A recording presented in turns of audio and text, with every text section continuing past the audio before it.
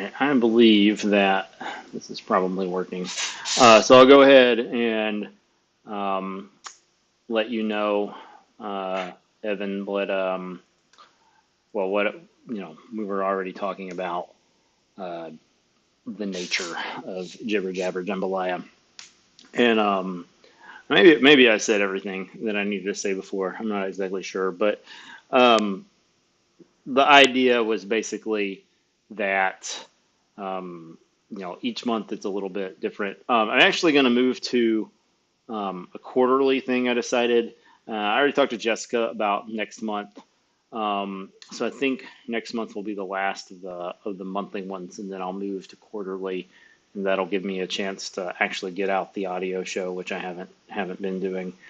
Um, but since we're going to have a shorter show this time, I'll wrap it up there, except to say that um, you know part of the reason for having the show be sort of, at least at the moment, not really have like strict guidelines is that we're kind of just trying to figure it out. So if people do like the shorter episode, then definitely let me know, and then um, you know that we might actually have to have topics if we're gonna keep things to half an hour. No 2.5 hour cheese and Potsy and Long John the Puck Crew extravaganzas. But yeah, we could probably make that happen. Um, but today, one of the reasons that I wanted to have you on, Evan, was um, Sam, who was at one of the meetings that we had, one of the Friends of CC Music meetings that we had. He had asked like what your relationship to Creative Commons music was, and I basically told him a little bit about the project that we're working on this summer. So I guess this would give us some opportunity to talk about the plans this summer, and like I said, they can kind of go in any direction. With only half an hour, then we'll have to keep it a little more focused. But one thought that I had, one thing that we could potentially do that would be potentially useful for listeners, is if you had um, like machine learning and artificial intelligence questions for me. Because like we kind of come at this from different sides of the equation, like, Hmm. and so you definitely know more about like the stat side of things than I do. But there's probably some stuff about neural networks and things that, not that I'm any sort of expert, that I probably know more than you. So that was one thing I was thinking that might be useful for you, might be useful for the audience. So um, yeah, I don't know. Well, so I was trying to I was playing it in my head an idea that you had brought up in the past about um machine learning being able to like pick up like a song and be able to tell you similar ones. Yeah. Um and I didn't know because I watched actually probably about a year ago, maybe a little bit less, maybe a little bit more, but I had watched a creative entertainer on. Hold on. Yes, I told you not to bother me. What's up? We're in the middle of something. What's the news? Y'all figure it out. It's Uncle Doug. Y'all figure it out. Y'all figure it out. Sorry. Okay. So, and he had explained like how AI and he's very entertaining, but he's able to break it down and he knows all of the coding back side and made it understandable so that I know a little bit uh, from his perspective on how all of it works. Now, the actual like coding aspect of it, not really. The general idea, yeah. but I didn't know how to get like how a machine or something that's supposed to be taking like bits of information um, could take bits of information that's in sound or an audio file and then be able to compare that to things that it had in its like database of knowledge, I guess. Yeah, you know, the mechanics of the audio, um, I don't know like the waveform sort of stuff and like how similar that is. I mean, with images, you have the RGB, like you have like it's a 3 point vector, I guess. Um, and you just sort of like match the numbers, what numbers are close. But with Hmm. audio, it's all just waveforms. So I guess that's like sine functions and stuff. And yeah, like how close those need to be, and like um, like there's like there's obviously like there's pitch and there's also rhythm, um, and there's different aspects for how similar things might be. I mean, like there's obviously like people will write um, covers of songs, and then they could sound wildly different, but they probably have pretty similar lyrics. But if it's a parody, lyrics might be wildly different, and then um, and then but the music would be pretty similar. But there's probably some libraries out there where that would take care of like the waveform matching. But just from like a high level, if I were just gonna like start looking in the problem, I'd probably break it into two separate pieces. I'd break the lyrics into one, and do like the natural language processing on the lyrics, um, and then see if those match. And then I'd also, do the analysis on the audio. Now, breaking like the various instruments apart, I think is something. Now, I haven't done this myself, but I think that's something that actually the tools are pretty good at now. So you can like pull a cymbal out or a drum, those sorts of things. And the ability to do that, I think, would make the problem a lot simpler. Um, but and I guess from our point of view, that's probably like what you'd be looking for is people taking like a particular, um, you know, maybe like a drum beat or something like that, and then using that in a way that was unintended. And there's if you wanted to take a look at like the way that people break these things down. CC Mixter, that's their whole. It's just ccmixter.org.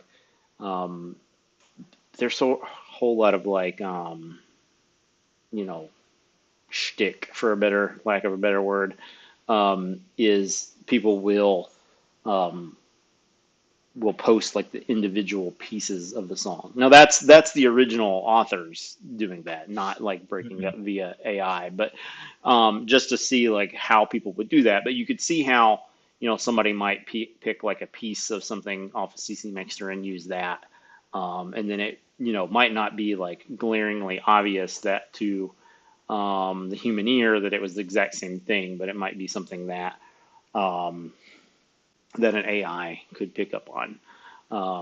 So that's sort of the idea, or one of the ideas. The other idea with that is not even so much. I mean, maybe people don't even care if it's not recognizable. Like I think people in our community are going to be much more um, forgiving. I think in general of people reusing. I mean, some licenses allow reuse, some don't, but um, you know, in general, I think um, that's a certain direction. But the other thing is that places like CC Mixter or Jamendo or the Free Music Archive, Tribe of Noise, some of these places that have vast quantities of music, um, they could just run. scans on things when they're first uploaded. Um, and then that might keep them out of copyright trouble if they're, you know, running that against like a list of known copyrighted things. But it might also, I mean, you could implement it. You know, this is obviously not be a thing for us to implement. It would be like something on the provider side. But let's just say Jamindo, scans it and they say, hey, this license, um, is under, you've put this under a attribution non-commercial share alike license, but it looks like it's using in the original, and the original license is BYSA. Well, that SA clause on the original means that you can't change the license.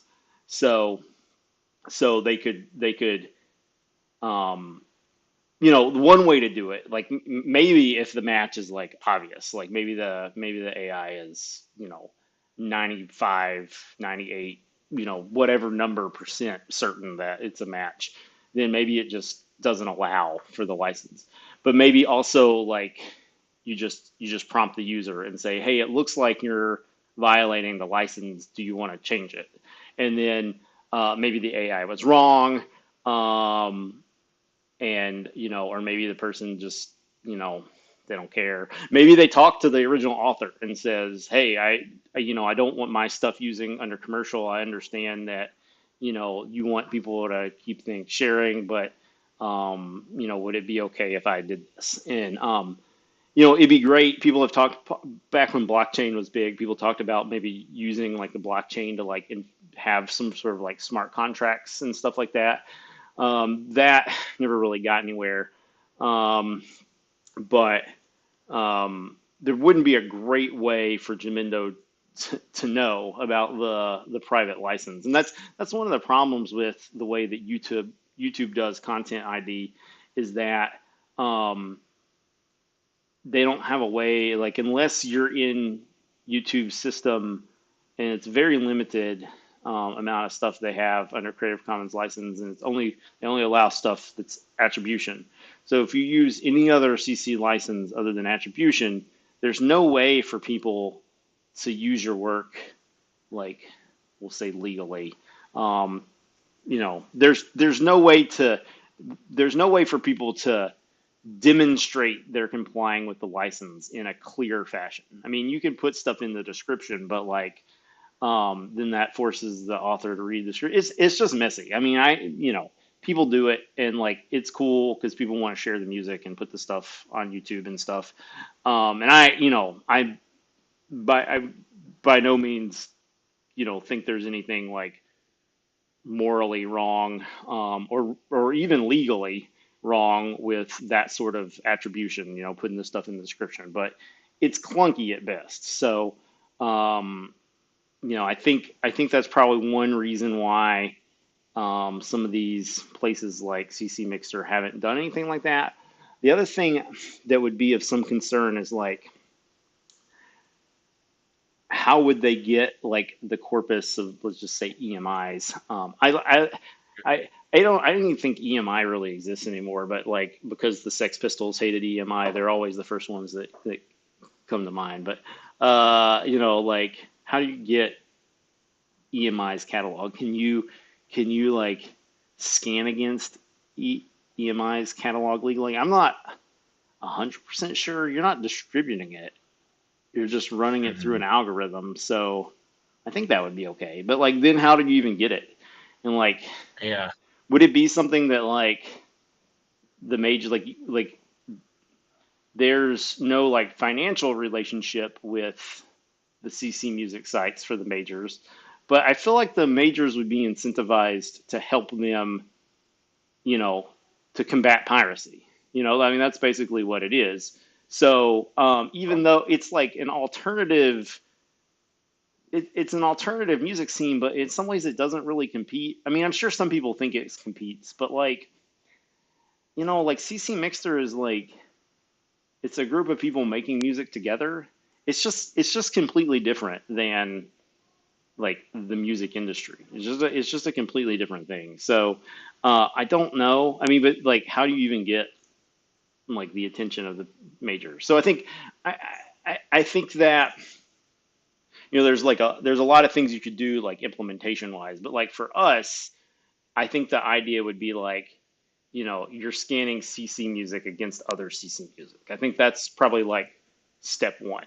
So, but there is sort of like a next tier where things could go in that direction. So I guess if Emily and CC Mixter or anybody over at Jamendo or Driving Noise, if anybody's like interested in that stuff and would like to provide some input on the direction that something like that might take, then would love to hear some feedback. Because I mean, we could potentially get a model small enough um, for an end user to run it on their laptop, but then like, how do they get the entire corpus of tracks Mm. from Jamendo?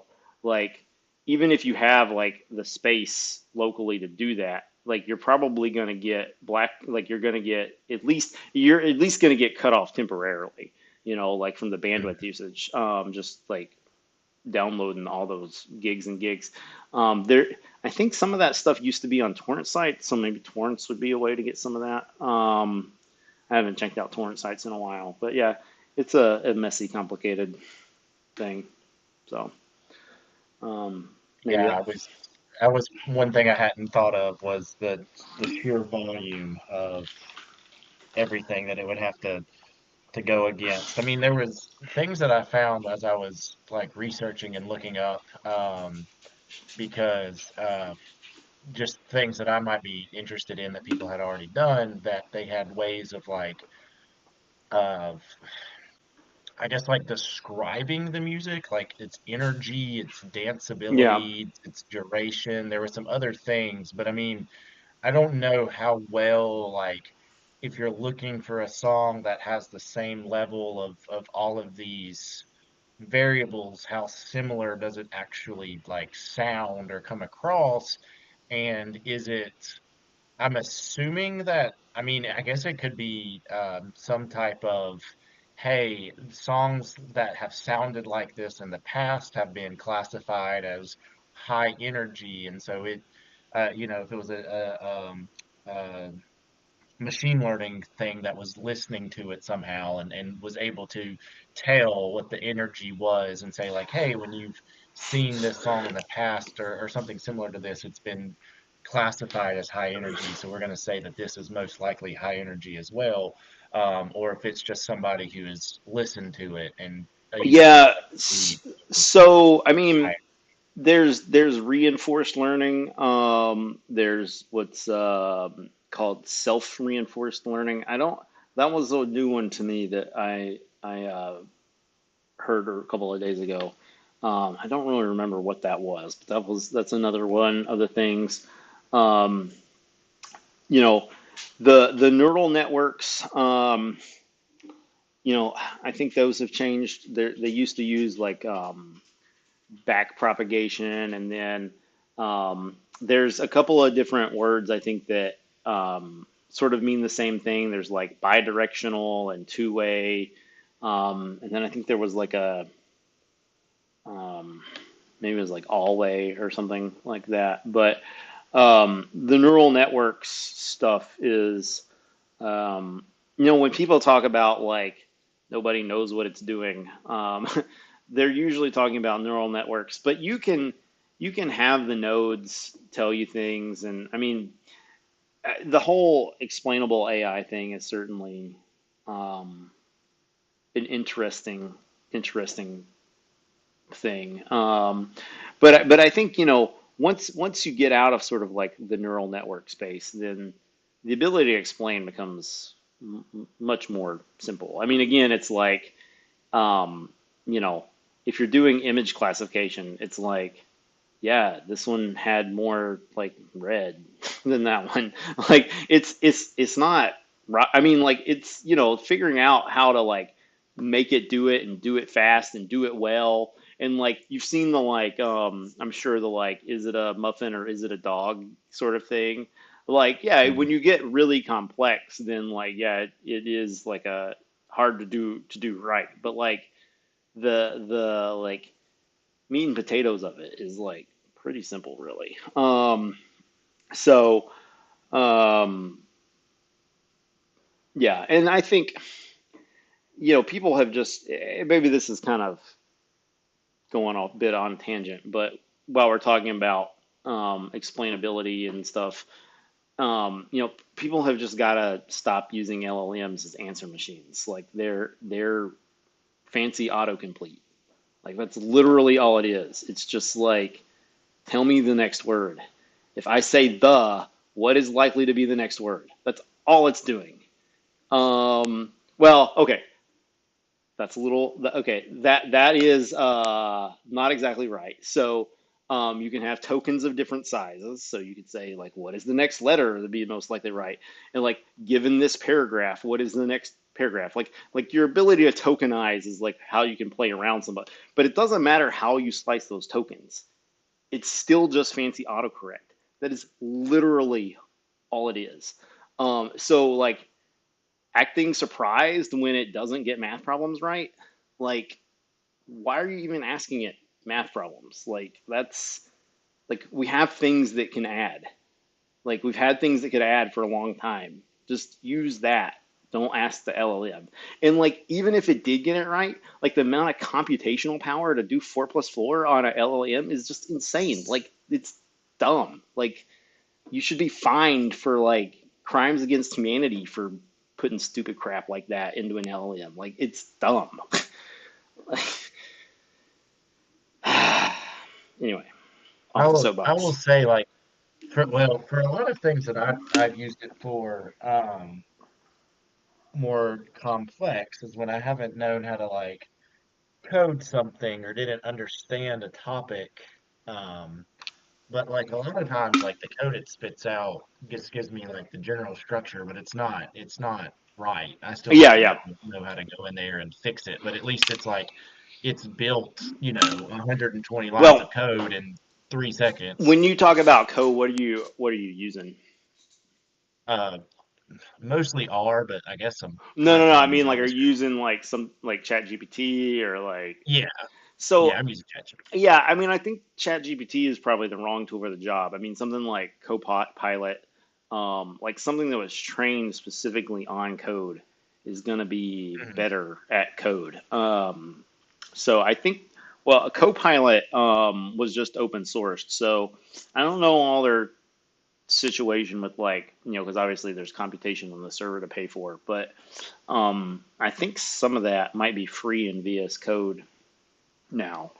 Um, but yeah, I mean, this is another one of those things. It's like, like there for a while, it was just like the bigger, the bigger, the bigger Yeah. on the models, and like I think we're starting to course correct a little bit on like, you know, like it's like I think one thing that ChatGPT is good at is like you give it something you've written and you say put it in the style of something else. Like I think it's pretty good at that. Like it's good at language. Like that's the thing. And like code is kind of language, but I mean it is definitely language, but it's not. I mean it's called natural language processing, and like computer code is not natural language. It's computer language, and it's just yeah, it's different. But yeah, um, so there are some tools specifically for coding that I think are probably better.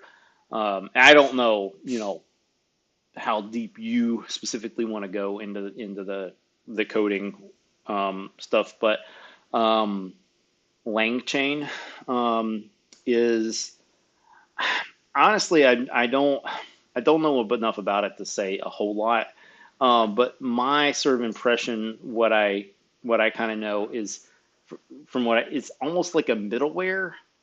Like it kind of sits in between you and the LLM, and sort of does the language piece. But that could be wrong. That was just kind of like in LangChain, the company has a bunch of different tools. So I'm talking about like the basic like tool that's called LangChain when I say that. So the LangChain company, they have something called LangGraph. They have a bunch of different stuff. So I definitely don't that description Wrong as it may be in any case is not meant to be about the company. It's meant to be about the tool, which I kind of feel like it's something just companies shouldn't do. They shouldn't name their tool the same thing as their product because it's confusing. Yeah. Once you get a second product, it's confusing. Yeah. So, um, Yeah. um, It just reminds me of episodes of Shark Tank where it's like, hey, we have this company, and it's like, no, you don't. You have a product. You're not a company. It's like yeah. we can even grow you into a product. We can take Well, our company and take your product. so we did this with Block Sonic, partially because of the way that we wanted to deal with the trademark, but also to avoid this problem. Like the company is not called Block Sonic, even though like everybody knows us as Block Sonic. The company is Block Global, and so that way we can be, if we want to be specific about the company versus like, the label Block Sonic, then we can do that. And I think a lot of people like probably snickered when Google like changed their name to Alphabet and stuff. But like, I don't know, it makes sense to me to do it that way. Um, and the same thing with like Facebook and Meta. It's like, okay, I mean, it's just confusing if you do it differently. Mhm. Well, I don't know exactly what your timeline is. We're kind of getting close to the 30-minute mark, at least from when we started talking about starting.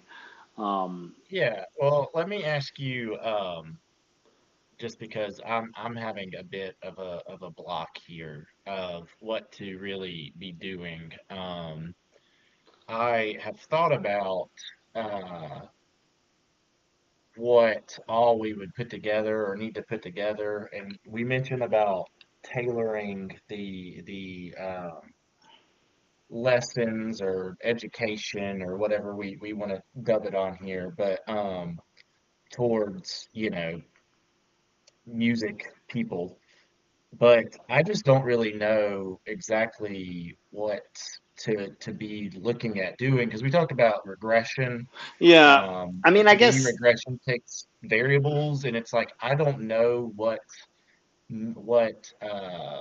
well, I mean, I we could do regression with there being classifications of 0 and 1 and do like nearest neighbor and things like that. But it's yeah, like I guess I just don't know enough of the variables that we would be using to be able to really get relatable, I guess is the word that I'm looking for. I was yeah, trying yeah. to, and I've tried to look at like a bunch of music databases to like Well, find things, but like I don't the know that it things I'm needs. interested. Yeah, I mean, I don't think that I mean, the like use cases and stuff don't have to be music related.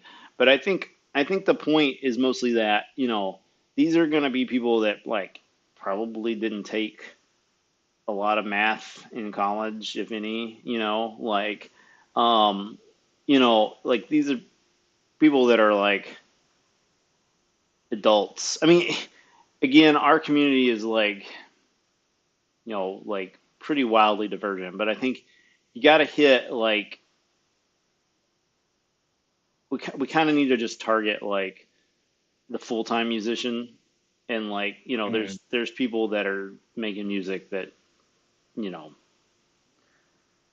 have math degrees, like like that's not our target. So, but like like these people, they go to the grocery store, they like you know they like ride in things, whether it's a car or a train or a Right. bicycle. These are things that everybody knows, so.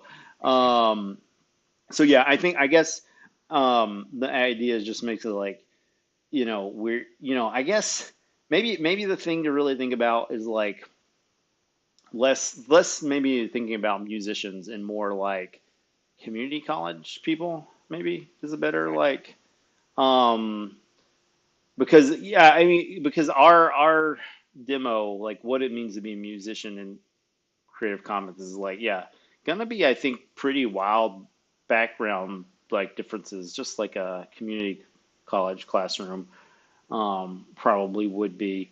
Um, and I think to the extent that uh, we are kind of and again, we kind of got a spectrum here, but in some ways, it's definitely like sort of like a counterculture, um, you know, little niche. I mean, that some people are just like, hey, this is what I do, and like mainstream music, cool.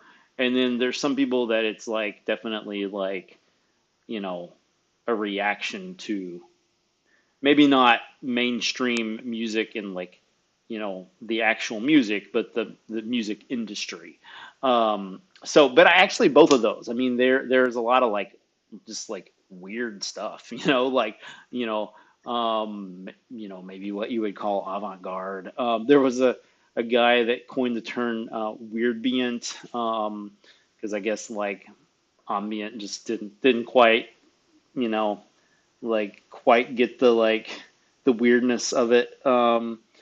So there's a lot of different folks. So I don't know, like maybe like it's a 1960s San Francisco community college, like like that's the like something like that. There's a certain vibe to our scene that I don't think anybody would contradict. But it's like also like the main thing is just meeting people where they are at as far as um, the content. And again, I think um, it needs to be practical. So, in practical again doesn't necessarily need to be like music, but like they need to see the benefit of what they're doing. Like I don't think people are going to be taking this course, like for the philosophy of math, like that sort of thing. And people do take community colleges classes because they're just interested in a subject. I don't think that's the person that we're really going for. So, um, you know, they're these are people they're studying abroad in Mathland, and they have to speak enough math to get by for their semester. There we go. There's the prompt. I did it. We got there. We got to the prompt. that's that's the title of the course right there. Study abroad in Mathland. There we go. Study abroad in Mathland. Yeah. Okay. So All right. No, that's yeah. So as you were talking, like when I teach like AP statistics, like the a year round class, like the first half is very um, this is what an experiment is. This is how you read a graph. This yeah. is how you measure the center and the shape and the spread and how you read a graph and the data it gives you and all that kind of stuff. And then it talks about probability a little bit. But then finally, like we hit Christmas time or we reach the second half, and it's like, okay, that was like all stuff that like is good to know for everything. This is like the actual statistics Yeah. stuff, where we get into like the, hypothesis testing and confidence intervals and um, different distributions and things like that. So it sounds like more of like the first half Yeah, I guess if type. if we're gonna err to one side or the other, I would err on it being basic, because at Okay, least if it's basic, people can skip ahead, and then if we do build on top of it, then everybody will be in the same place when we get there. But if we try to skip around too much, then we're gonna lose people. And like you know, once you're off the path, you're off the path. And like again, like if people want to skip ahead, then I think again maybe that's something we should anticipate. Like um, say like hey, if you know all about linear regression, skip to section 3 or what like wherever. I think whenever we can provide that choose your own adventure sort of stuff, that would be a good idea. Because again, like we're just trying to meet people where they're at, and they're gonna be all over the place. But definitely err towards more basic, I would say. okay. Yeah. That I can do and gives me a lot more direction now.